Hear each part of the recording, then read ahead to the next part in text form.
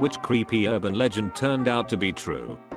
The Grigstown cow, a supposed ghost cow that wandered New Jersey. It was said to only appear on foggy days and would disappear soon after. Local authorities discounted reports of the ghost cow, of course, as there had not been any dairy farms in that area for decades and no one was missing any cattle nearby. Then in 2002, a very old and arthritic bull, which matched the description of the ghost cow, was found stuck in a ravine.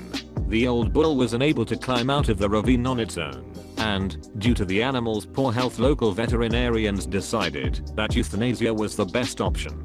The cow must have escaped a dairy farm and lived in the wild for decades and avoided humans all that time. It's assumed that the bull was seen during fog because it couldn't see people coming as easily. Black Volga. In the 60s and 70s, there existed an urban legend in Poland that vampires in black limousines were kidnapping people, preferably little children. It was a tale parents told their kids who would then tell their friends, etc. Turns out it was a rumor that was spread by the Polish secret police who actually used black cars to kidnap people. The aim was that no one would believe someone who would report they had witnessed a kidnapping. I remember being wary around all black cars since I'd never seen a Volga. Also, I heard the version of the tale where they would kidnap people to steal their organs and then dump their bodies by the road, which is messed up. Raymond Robinson, the Green Man. Dude lost his eyes and nose and wandered the streets at night in Pennsylvania because he couldn't go outside in the daytime because of how he looked. People saw him and an urban legend in PA was born. In Liverpool, kids are taught about Purple Aki from a young age. He's been locally known and feared for honestly 3 decades. He likes feeling boys' muscles and makes them do squats. He's completely real. He's even had court orders against him preventing him from feeling people's muscles. I hope you get vaped by Purple Aki as a common insult and a very real fear. I went to a university near Valley Forge, Pennsylvania. It used to be a POW camp and a military hospital before the college bought the entire property for $1 in the 1960s. Since there are really only 3 universities near Valley Forge, Pennsylvania, it will not be hard to deduce which college it was, lol. Anyways, there was a rumor that underground tunnels and all sorts of stuff was left abandoned in the abandoned sections of the college. Sure enough, it was true. We found a tunnel hatch under our carpet in our dorm room. 2 hatches on the first floor, furthest most first floor dorm room of each building. It was literally like stepping into 1945. Everything was preserved down there, and the tunnels were massive. We eventually ended up in an underground garage, where there were 4 Jeeps parked but all the tires had dry rotted. We realized this was actually beneath our soccer field. Anyways, the tunnels lead to the cafeteria, the admin building, every dorm, and then an old abandoned section of our campus that we had no way of entering topside. We soon realized this was the hospital/morgue. When we got out of the tunnels and walked the floor, it was still like 1945. All the hospital beds were still there, the surgical curtains were still there. Hell, even the tools, like the scalpel, saw, pliers, etc., were still on their trays. It was like everyone all of a sudden up and left and nothing had been moved since then. The morgue still had its slabs and sometimes we would dare each other to slide in there for a period of time. But yeah, it was an urban legend on campus until 3 of us decided to risk expulsion to see if it was true. And it was.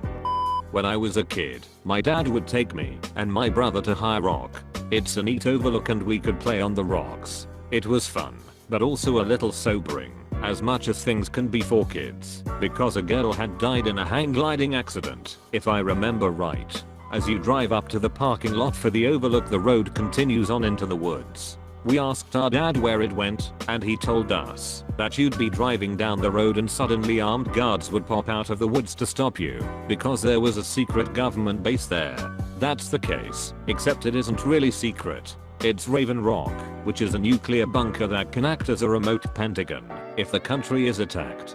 Cheney went there during September 11th, while Bush was taken somewhere else. You will be detained if you trespass on the property. I went back to High Rock a few years ago while visiting family, and while hanging out at the overlook a truck of teenagers showed up. They asked if I knew what was up the access road, and I told them Raven Rock, and not to keep going, because they'd be detained.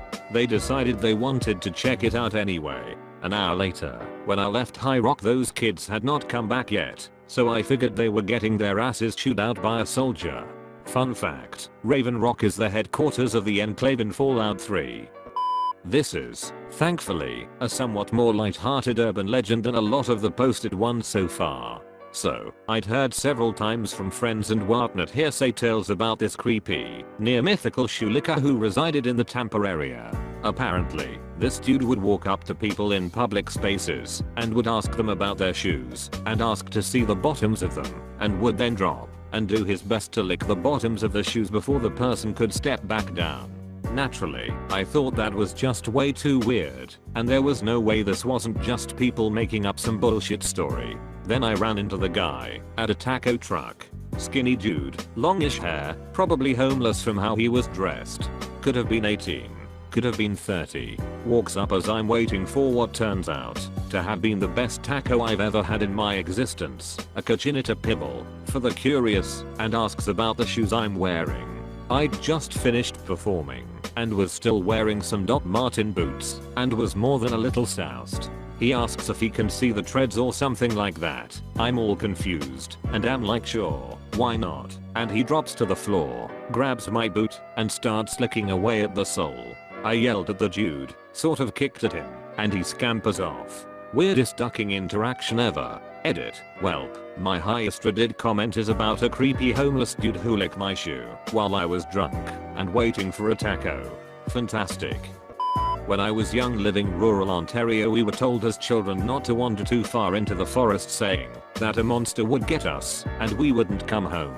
If anybody knows who rots their realties, that actually turned out to be painfully true.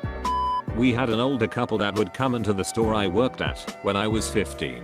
They clearly had mental development / mental health problems, and the rumor was they were siblings and the two teenage girls with them were their children. About 5 years later I'd find out someone had called the state about them, and turns out, from what I remember, to be mostly true. The parents were apparently the result of incest, and they carried on the family tradition, as it were. I think the state removed their daughters and put them in state custody since they weren't able to take care of themselves, and I don't remember what happened to the parents. There were abandoned tunnels below my town. A large part used to be a self-sustaining mental institution covering several square miles. Everyone talked about them, but no one ever talked about actually being in them. Went spelunking in the woods and found an old maintenance shack. There was a basement that was flooded. Went back a couple years later when there was bad drought. Basement has a rusted door leading into said tunnels. Nothing special, and no escape crazy people. Creepy Pete that used to hang out in the kids' pool every Saturday at the leisure center actually turned out to be a pedo. He got arrested a couple years ago. When we were little, the kids in the pool would swim through his legs and the parents would just laugh. Pedos were basically urban legends back then. Way too true now. This happened to me when I was a child. He lets us swim through his legs and hang onto his back while he swam up and down the pool. Sometimes he would even ask us multiple times if we would play with him. Now that I look back, I cannot believe that no one did anything about it. The man that worked in a law firm on the 24th story of a building. As a running gag, he would tell everyone that the windows in the building were unbreakable, then proceed to run at one of them full force. Once, he did it, and the glass didn't break, but the window popped out of the frame, and he fell to his death 24 stories. I saw this on an urban legend show when I was a kid, but found out later that this really happened in my city, Toronto, Canada. My boyfriend works in the same building, and rumor has it that the man landed on a concrete bench at concourse level. A woman and her child had just been sitting there minutes before his fatal plunge. There's this road called Whippoorwill. Apparently it's either haunted or is a nesting ground for KKK / other creepy local cults. There are several articles about it on the internets. Anyway, myself and two friends drove there in night, and a big white Bronco came out of nowhere behind us with huge LED lights and tried to drive us off the road. A very narrow dirt road surrounded by dense trees. They were on our ass, like making us speed. A big hill came in the road. It's about a mile long, and you should be going slow. When we went over the top, the Bronco stayed behind and disappeared. It was intense. I figure they were patrolling for a cult / clan meeting. but there is some truth to that urban legend, that's a fact. The Asylum Lake tunnels in Kalamazoo are real. There is a small lake and wildlife area just off of WMU's campus, and for a long time there were rumors going around that they were still there and accessible. Well, turns out that was true, and there was an old set of stairs that was partially buried that lead to a wild up tunnel entrance. A few people used hand tools and ended up breaking part of the wall down and got inside, only to find the tunnels fully intact, albeit a bit damp and murky. Somehow the authorities got wind and went and sealed the entrance again, but it's still very obvious where that was if you are really looking for them. I often wonder if Stephen King's Children of the Corn was based on a northern town in Maine. I don't recall the name of the town, but my friends and I stopped in on our way to the furthest US point east. The town struck me very weird because every store clerk was like 14 to 17 maximum. Not just 1 or 2 stores every store. Aside from ourselves, we did not come across one adult in the 2 or so hours we were there. It was a depressed town, nearly a ghost town, and left me with a really unsettled feeling.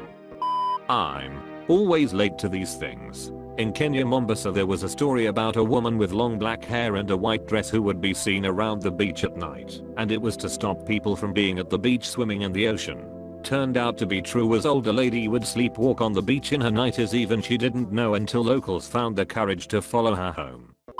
Got any similar stories? Leave it in the comments below.